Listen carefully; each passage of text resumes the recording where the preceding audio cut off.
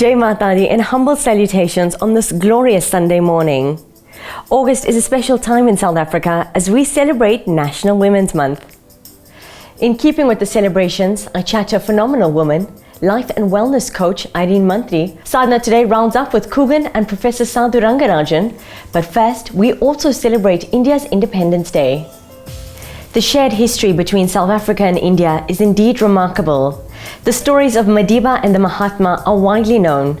But did you know August is also special in the history of both countries?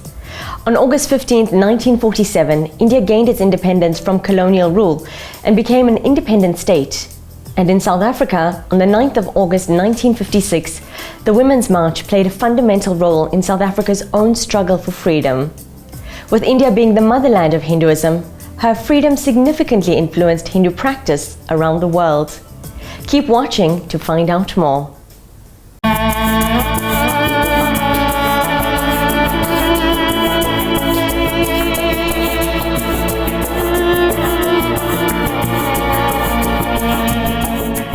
When India gained independence, you would recall that we were the first country to inscribe apartheid on the agenda of the United Nations.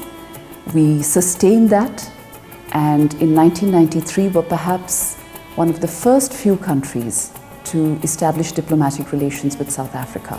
So this story, this relationship is very, very special. Since 1860, when the first Indian diaspora came to South Africa, and of course the legend of Mahatma Gandhi becoming what he became, as Mandela used to fondly say that India sent the lawyer Mohandas Karamchand Gandhi to South Africa, and it was South Africa which changed him into the Mahatma, the great soul. And the legends of Madiba, which are actually taught in schools in India.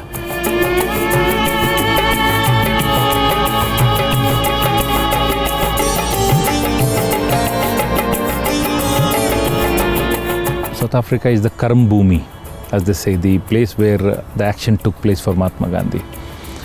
He learned here how to protest against social injustice, inequality, and the lack of freedom and slavery. His experiences were of course replicated in India, and we got independence, and he came to be called as the father of the nation.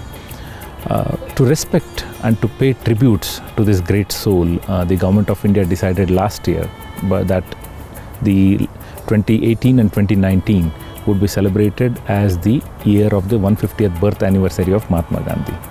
So across the world, the government of India is holding celebrations through their consulates, through their embassies, and also in India, huge celebrations are happening, which will culminate on the 2nd of October this year, which is the birthday of Mahatma Gandhi. In South Africa, we began with an event at the Constitution Hill, paying tributes, of course, to the Mahatma and Madiba. As I might say, these two souls define the two countries. We believe that the current age really requires the ideals of Mahatma Gandhi to shun violence, to remove poverty, to remove environmental pollution. His ideals stand as a beacon of hope.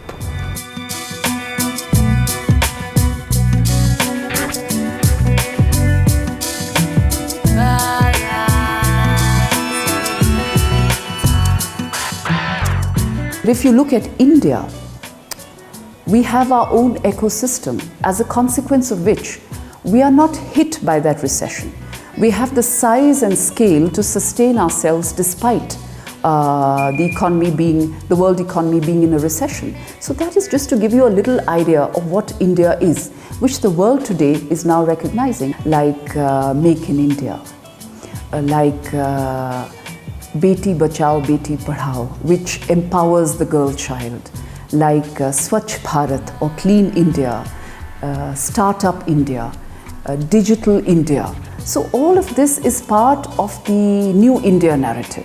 So I think these are the various things that we want to showcase. This is all a reality that is happening.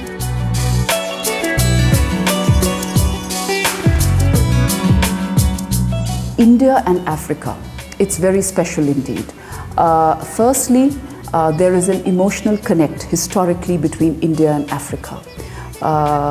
As you know, our leaders have said time and time again that our story, our freedom story, will never be complete until the rest of Africa is complete. There are many among you also who are very connected to India's spiritual roots. And I have been very impressed to see that. When I go to Durban, you know, a lot of people tell me, but we'd like to specialize more in priesthood. That for the first time when I heard that took me by surprise. I've never heard that anywhere else. And I've walked around Durban, the small shops, and I've been very impressed that, you know, some of the things in those shops you don't even see in India, you know. That is the extent of your attachment with the other you that you have left behind in India.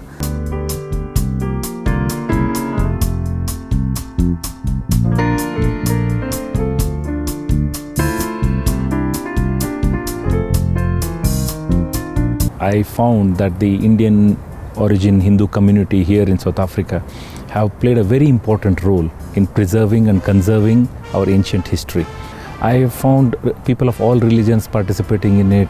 All these people come with us for any other event that we hold, the yoga day, the other events that we hold at the consulate. You know, the cooperation by these people is simply amazing, and they all know that you can take an Indian out of India, but you can't take India out of an Indian.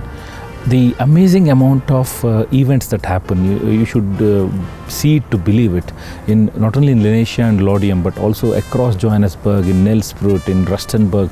I have seen all these events happening, and these events show that the Indian culture, its roots, its ancient traditions are here to stay.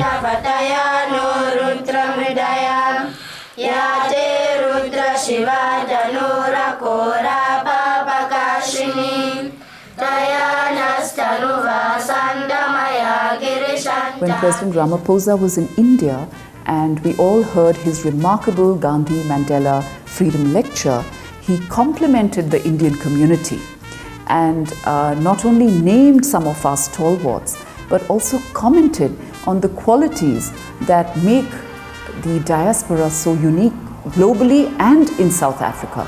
The diligence, the honesty, the hard work. All through these years, South Africa has been like a brother country for us.